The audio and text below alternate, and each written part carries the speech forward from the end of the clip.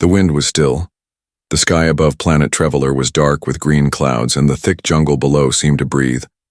Every leaf shimmered with strange light. Every tree twisted like it had a mind of its own.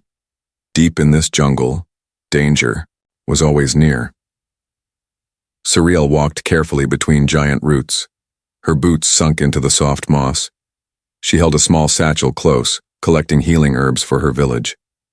Her fingers moved fast. She had done this before. But today, something felt wrong. She stopped. The jungle was too quiet. No insects chirped. No birds called. Even the wind had stopped. Her long violet hair brushed against her shoulders as she looked around nervously. Her pale blue skin was damp with sweat. "Just a little more," she whispered. "Then I'll go." But the jungle had already chosen her. Without warning, something wrapped around her ankle. She screamed. A vine, thick and alive, slithered from beneath the moss and pulled her backward. Her body slammed into the ground. "Help!" she cried out, clawing at the dirt. Another vine coiled around her wrist, then another. Her legs were trapped. Her arms pulled tight. She struggled, kicking and gasping, but more vines came, faster and stronger. Her heart pounded. "Please, anyone!" But no one from her village would come. This place was known as Whispering Death. It was cursed. If you entered, you didn't return. Above her, the trees leaned in, like watching her suffer. Suriel's voice broke. "I don't want to die." Far across the jungle, miles away, a human was kneeling next to a damaged drone.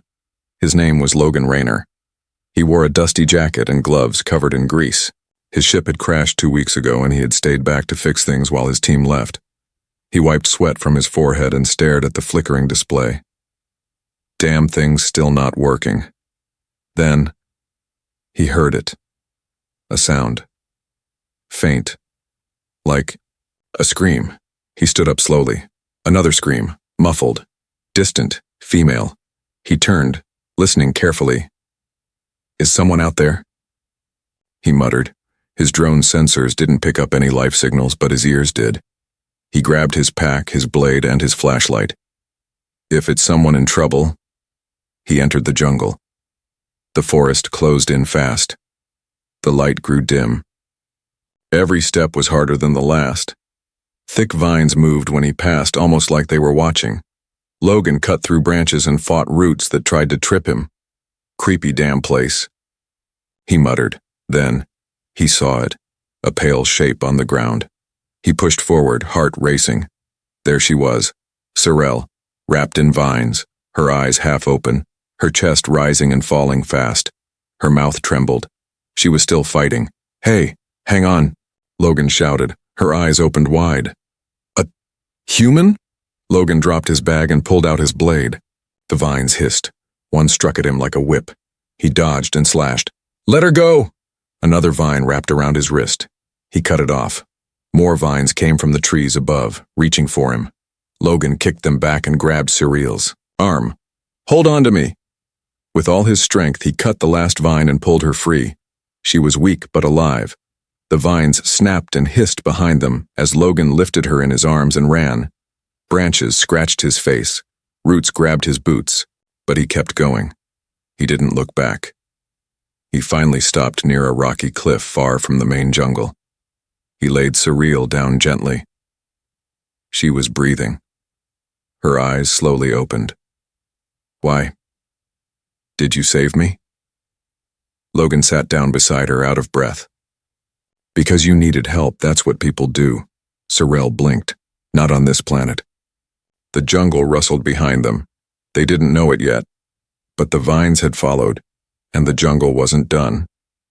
Logan had seen many strange places across the galaxy, but this jungle, this place, they called it alive.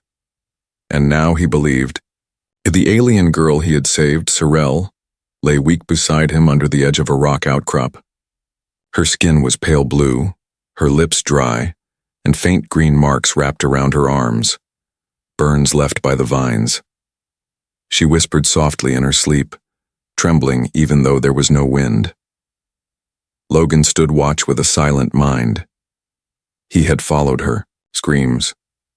He had seen vines move on their own. Now he had questions. And no answers. He checked his small scanner. Still no signal. He muttered. The scanner flickered. A sharp noise buzzed in his ear. Then, movement. Behind the trees, something shifted. Branches twisted, leaves shivered. He grabbed his blade and flashlight, stepping forward slowly. Then he saw them. Vines, dozens of them, creeping silently along, the jungle floor like snakes. But these weren't normal vines, they were fast. They were hunting. Damn, he whispered. They're tracking us. He turned back, but the path they came through was already gone, swallowed by the jungle. New plants, thick and tall, had grown in its place like they'd never been there at all. Logan looked down at Surreal. We can't stay here. She woke up to the sound of his voice. Where am I? She asked, trying to sit. You're safe for now, Logan said. But this jungle is chasing us. Her eyes widened. The vines don't forget, she whispered. They tasted us. Logan frowned. Tasted? Surreal nodded weakly. They're not just plants. They're part of the jungle's mind. It feels. It remembers. Once it touches you, it wants more. Helped her stand, but she stumbled. I can't walk far.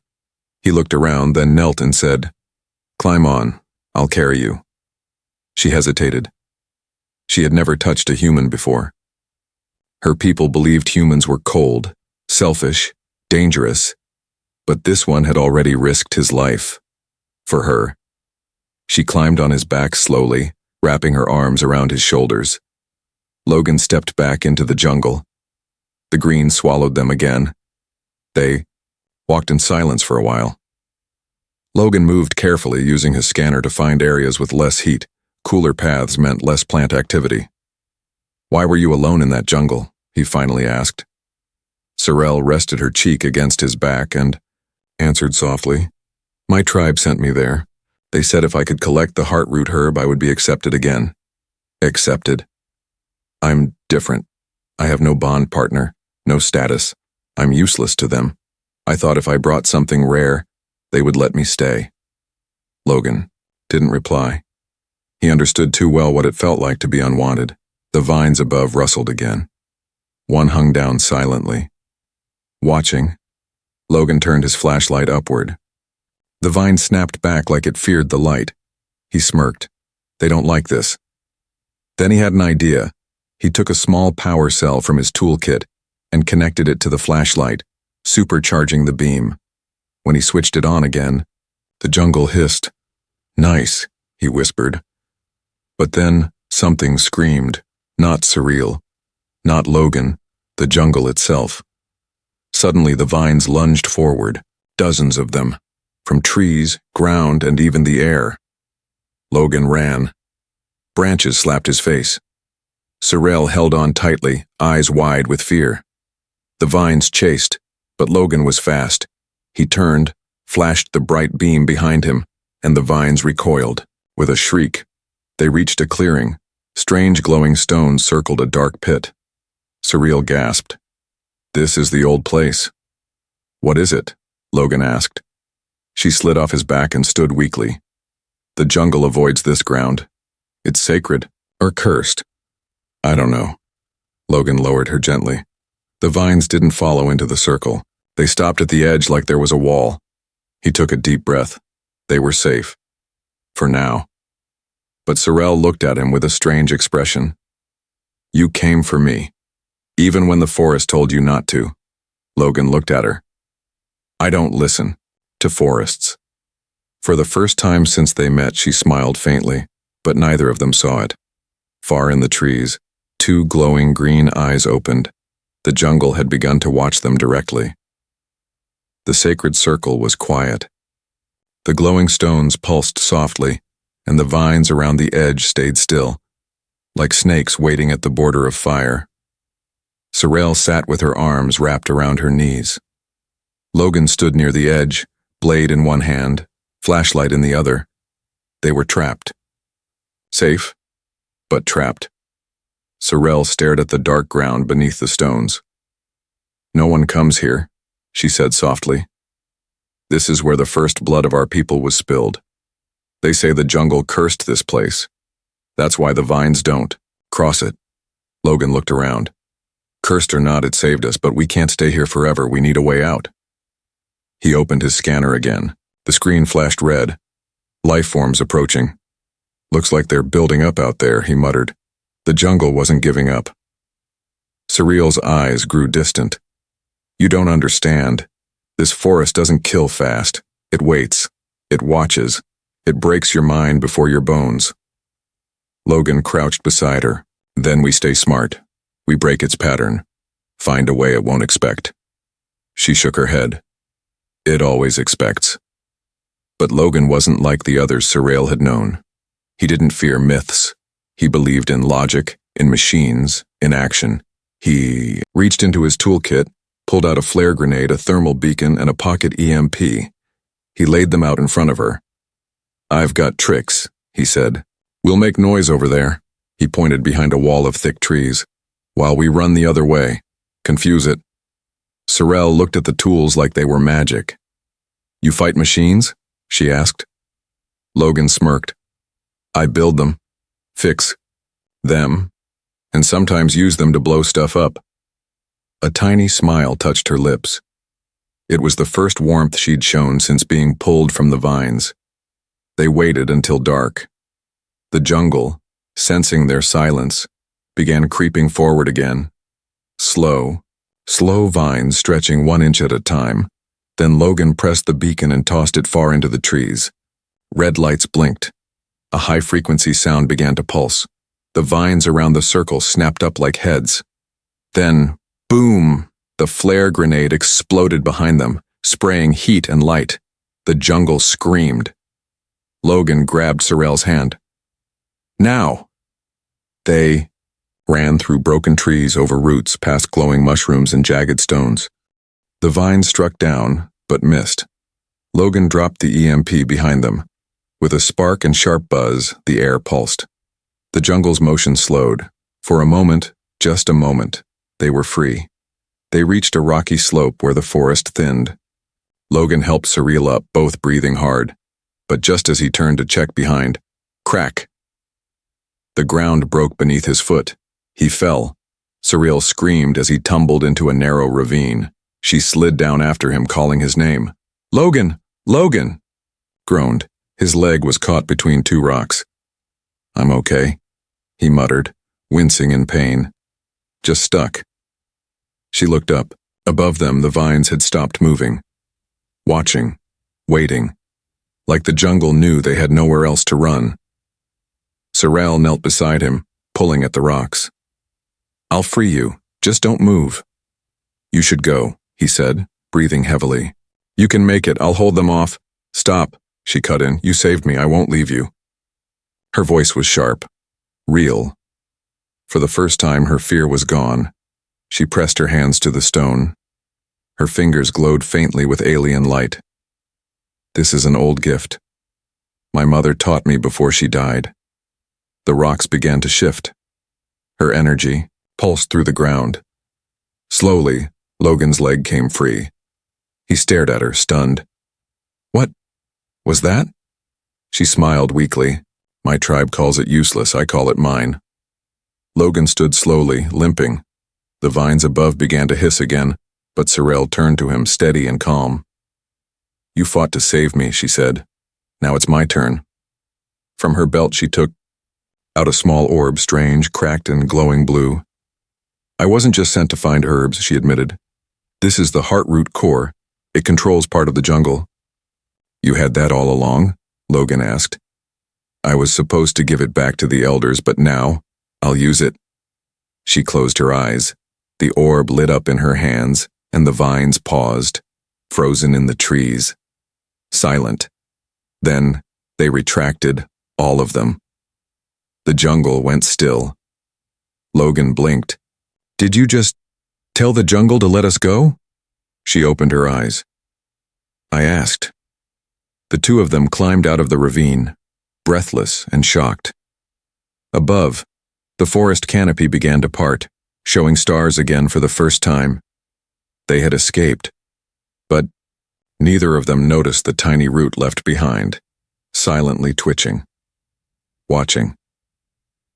The stars above them twinkled, cold and far away. The jungle behind was quiet, but not forgotten. The vines had stopped chasing, yes, but the silence felt strange. Too calm, as if the forest was watching with new eyes. Logan limped forward, one arm around Surreal's shoulders. His leg still ached from the fall, and dried blood marked his pants. Surreal held onto him tightly, guiding him through the darkness with quiet strength. They had escaped the trap, but now they needed shelter. "There's an old place," Surreal whispered. "A cave. My mother used to take me there before everything changed." Logan nodded, his face pale with pain. "If it has a roof and no vines, it's perfect." The two moved across rough stone paths, deeper into the hills. Crickets chirped. Here, normal sounds. The air felt lighter, not as thick with tension. Still, Logan kept one hand on his blade, just in case. Finally, they saw it, a wide crack in the cliff wall, covered by hanging roots. Surreal brushed them aside and helped Logan inside. The cave was dark and cool. Water dripped somewhere in the distance. It smelled like stone and damp earth, but it was safe. No jungle, no movement, no whispers. Surreal quickly lit a small crystal from her belt. A soft blue glow filled the space. Logan sat against the cave wall, breathing heavily. Surreal knelt beside him, pulling a small pouch from her side. "This will sting," she said softly, opening a container of thick green gel. Logan chuckled dryly. "It always stings." She gently placed the gel on his wounded leg. He winced but stayed still. "You didn't have to come after me," she said quietly. "Most people wouldn't."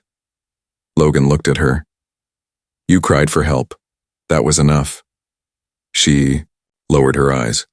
"Not on my world. Crying is weakness. The weak are left behind." For a while, neither of them spoke. The cave felt like its own little world, cut off from fear, pain, and all the rules that had hurt them. Then Surreal spoke again. "Do you have a family?" Logan blinked. "Used to.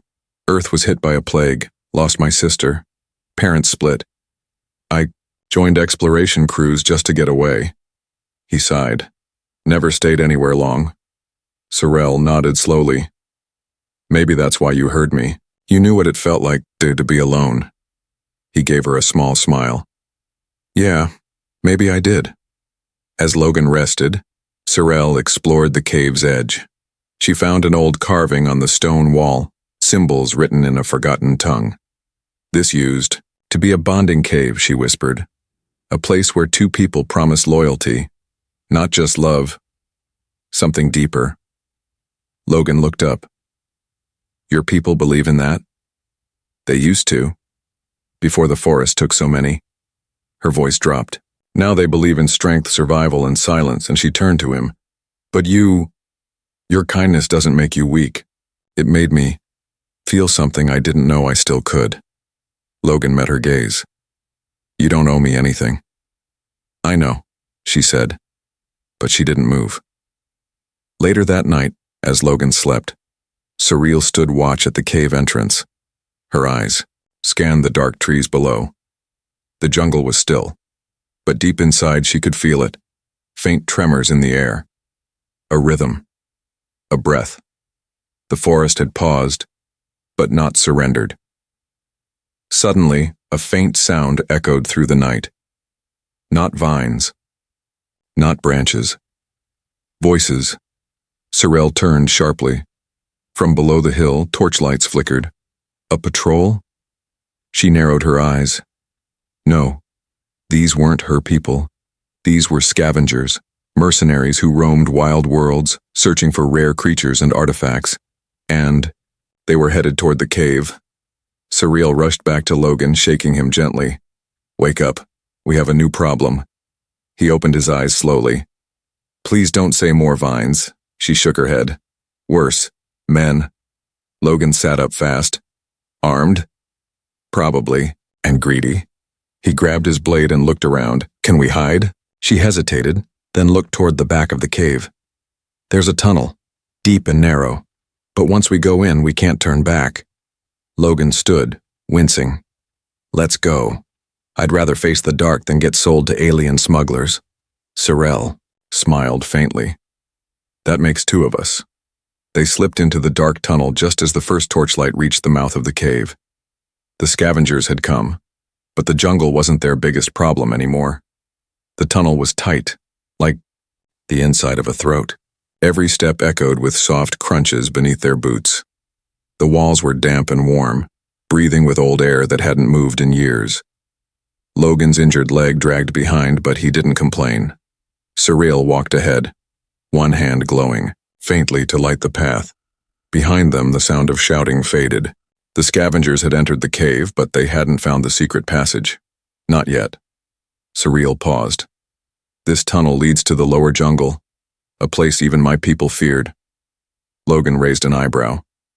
Lower jungle? She nodded. Older. Wilder. It's where the vines first woke. Logan gave a tired chuckle. Great. Deeper into the belly of the beast.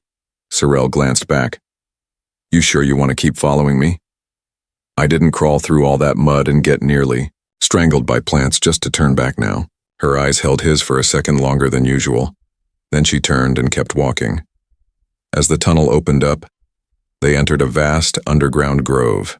Glowing roots lit the area in a pale green. Strange flowers blinked as if alive. Water dripped from the ceiling like slow, rhythmic tears. In the center, something shimmered, a wide, vine-covered stone platform shaped like a nest. Sorrel stopped cold. Her voice lowered. This is the heartroot chamber. Logan stepped beside her. What is it? It's where the jungle was born, or made. She knelt near a pulsating root. It moved under her touch. I can feel it, she whispered. It remembers me. Before Logan could reply, a sharp sound rang out. Crack, snap. The roots beneath the chamber began to shift. Then, without warning, the entire platform rose. Not stone, not a nest. A creature. The vines they had seen before. They were only parts of it. This was the core. It rose like a giant, slow-moving beast. Thick tendrils spread across the walls, twitching like fingers waking from sleep. In the middle, a single huge eye opened. Green, glowing, ancient.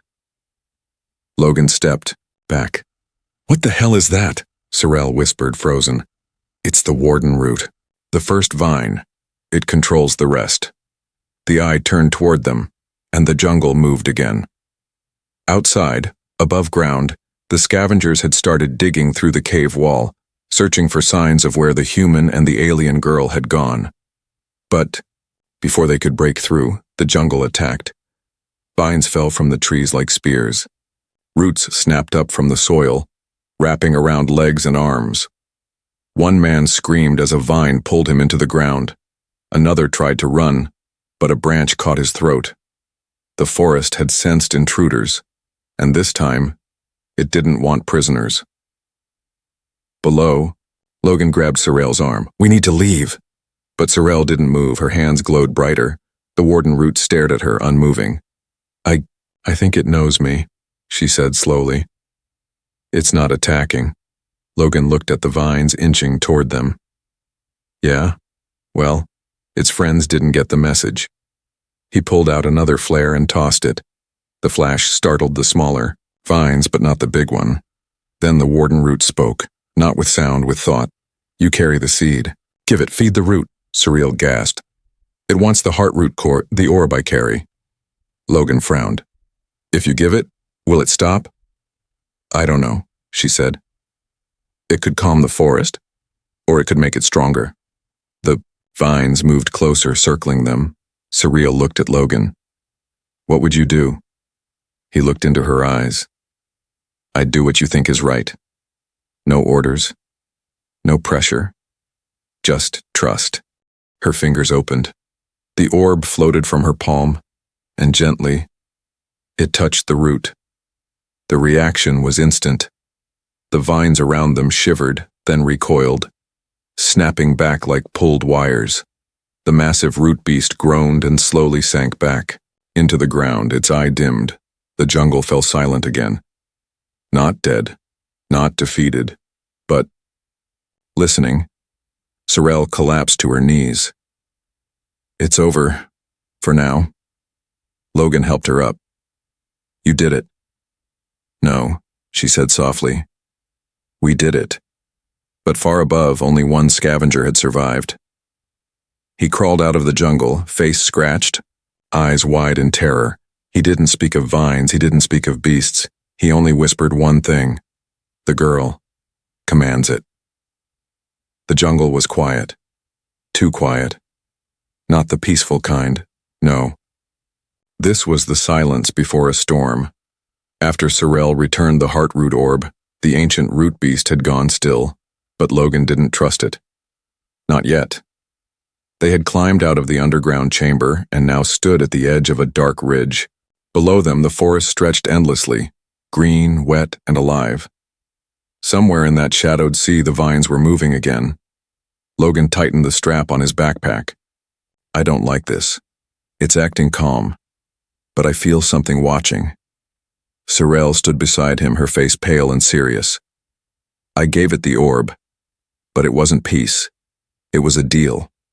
Logan turned. What kind of deal? She looked at the ground. I gave the jungle strength. In return, it let us live. But now, it wants more.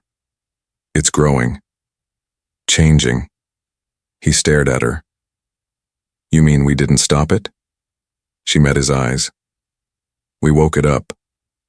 They made camp on a rocky ledge that night. The sky above was clear, filled with stars. But the trees below shimmered with unnatural light, green veins glowing across the canopy like circuits in a machine. Logan sat beside the small fire, checking his last EMP and 2 flares. We've got one shot if it comes back. Sorrel didn't sleep. She stared into the fire, her hands trembling. My people will come now, she whispered. They'll see the jungle changing. They'll blame me. Logan leaned forward. Then, we don't wait. We stop it before it grows too big. She looked at him uncertain. How? He pulled out a small metal box, a fusion igniter. We burn it. Sorrel's eyes widened. That's forbidden. So is feeding ancient monsters, he said, his voice calm but firm. She hesitated, then nodded slowly. Then we burn the green. At dawn, they moved quickly. Logan had a plan. Reach the center of the jungle, where the main root lay hidden, and overload the fusion core. It would send a blast underground, burning the source. It wasn't just survival now. It was war. As they walked, Sorrel paused by a flowering vine. It looked like it was sleeping, but the moment her finger neared it, the petals snapped shut with a hiss. They're awake, she said. Good, Logan muttered. Let them watch. They reached the clearing by midday. The air here was thick. The trees bent inward, forming a dome of green. In the middle sat the warden root, its eye now shut, pulsing slowly like a heart. Logan set the fusion box on the ground and began connecting wires. You sure this will work? Sorrel asked. Nope, he said, smiling. But it'll make one. Hell of a light show. As he powered it on, the vines twitched, then surged. From all directions. Get ready, Logan shouted. Vines flew at them, whipping like blades. Sorrel raised her hands and sent a shockwave of energy forward. Roots exploded, torn apart by force. Logan rolled to the side, slashed a vine with his blade, then stabbed the power core into the root's base. A deep groan echoed through the ground. The warden root opened its eye. Bright green, furious, it screamed. The jungle screamed with it. Vines wrapped around Logan's waist and flung him back. He crashed into a tree with a grunt.